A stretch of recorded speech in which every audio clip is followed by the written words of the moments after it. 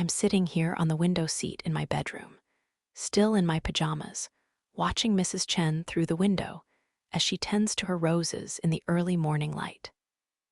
It's just past 7 o'clock on this Monday morning, and she's already out there with her watering can and pruning shears, moving with that purposeful calm that comes from years of knowing exactly what needs to be done and when. There's something deeply satisfying about watching someone who really understands their craft. You know what I mean? The way she moves around those rose bushes, never hurried but completely focused, checking each bloom and adjusting the supports with such gentle precision. She's been at this for at least an hour already, I'd guess, taking advantage of the cool morning air before the day gets too warm. Muffin has appeared on the windowsill beside me, as cats do, materializing without any visible transition from wherever she was sleeping.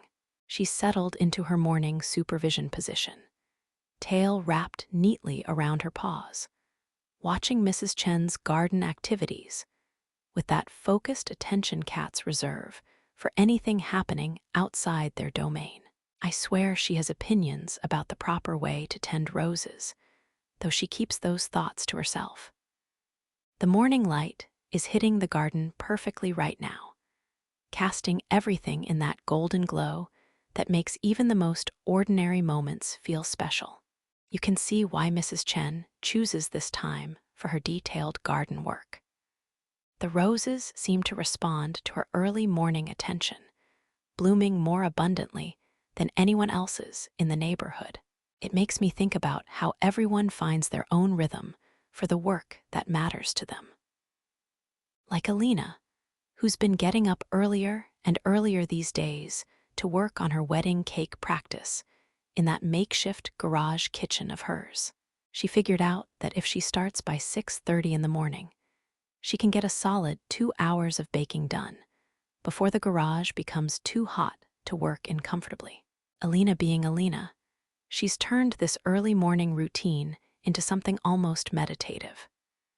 She told me last week that there's something special about working with cake batter and buttercream while the world is still quiet, before the phone starts ringing, or the kids need anything, or the day's regular chaos begins.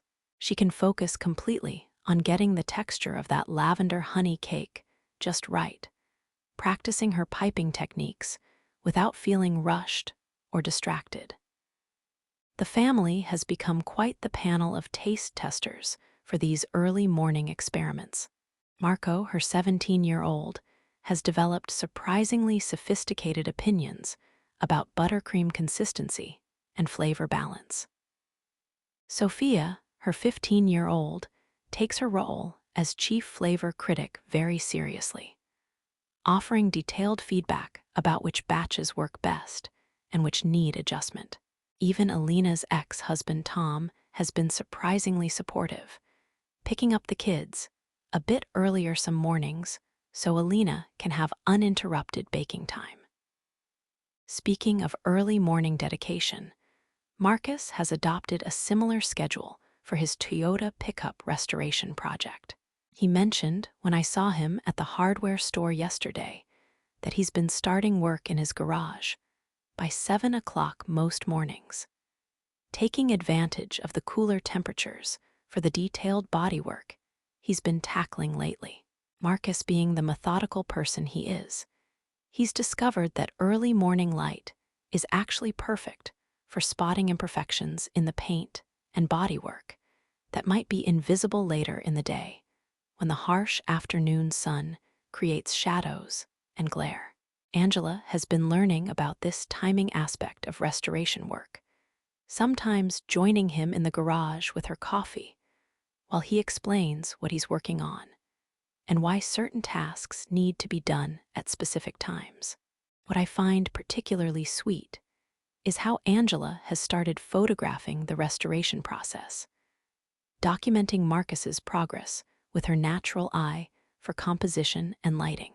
She's creating this beautiful visual record of the truck's transformation, capturing details that Marcus himself might not notice, because he's so focused on the technical aspects of the work. Their relationship has found this lovely rhythm around the project schedule. Angela respects Marcus's need for focused work time in the mornings, while he makes sure to leave evenings free for the activities they both enjoy, like hiking or visiting the farmer's market, or just sitting on their back porch talking about their days. That understanding of timing and rhythm reminds me of what Michelle has been discovering through her photography work and those wellness workshops she's been running at the office. She's become quite the expert on what she calls optimal creative conditions, understanding how different lighting and energy levels affect people's willingness to try new things or engage with creative projects. Michelle mentioned something fascinating the other day about how the office mural project timing has to account for so many different factors. Not just the physical aspects like lighting and wall preparation, but also people's energy levels throughout the day, their comfort with being watched while they create, and their varying schedules and availability for collaborative work. She's been scheduling the mural painting sessions for different times of day to accommodate different personality types and comfort levels. Some people are most creative and confident in the early morning when they feel fresh and focused. Others prefer late afternoon when they've settled into their day and feel more relaxed about trying something new. The photography wellness program has taught Michelle that there's no single perfect time for creative work. It really depends on understanding each person's natural rhythms and energy patterns.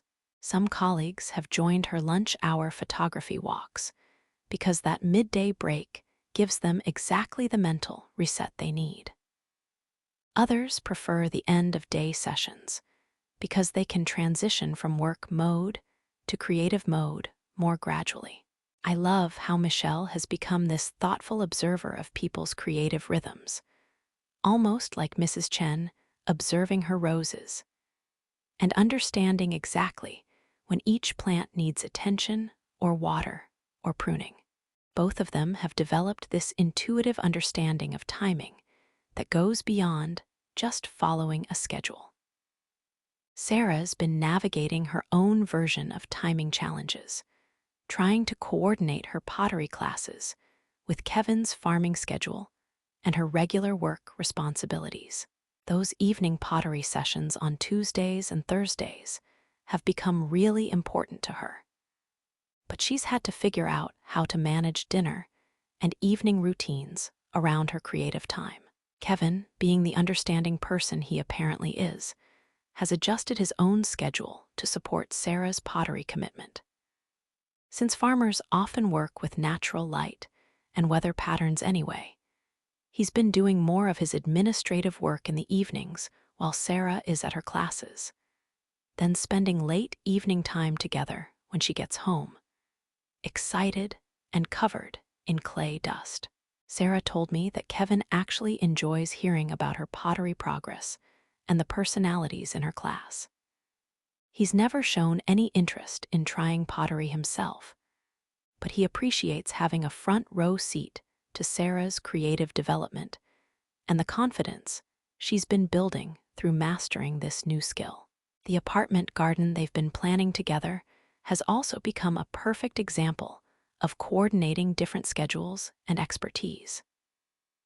Kevin brings his understanding of plant growth and seasonal timing, while Sarah contributes her research skills and enthusiasm for trying new approaches. They've been spending Sunday mornings at the farmer's market, talking to vendors about container gardening and learning which herbs and vegetables work best for their apartment's light conditions.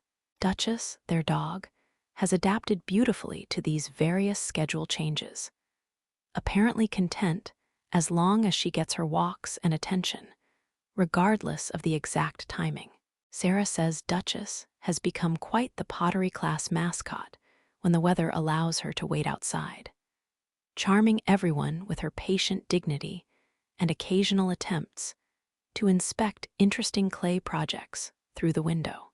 All this coordination of schedules and timing makes me think about David and how he's been managing his novel writing goals alongside his bookstore responsibilities and his relationship with Emma.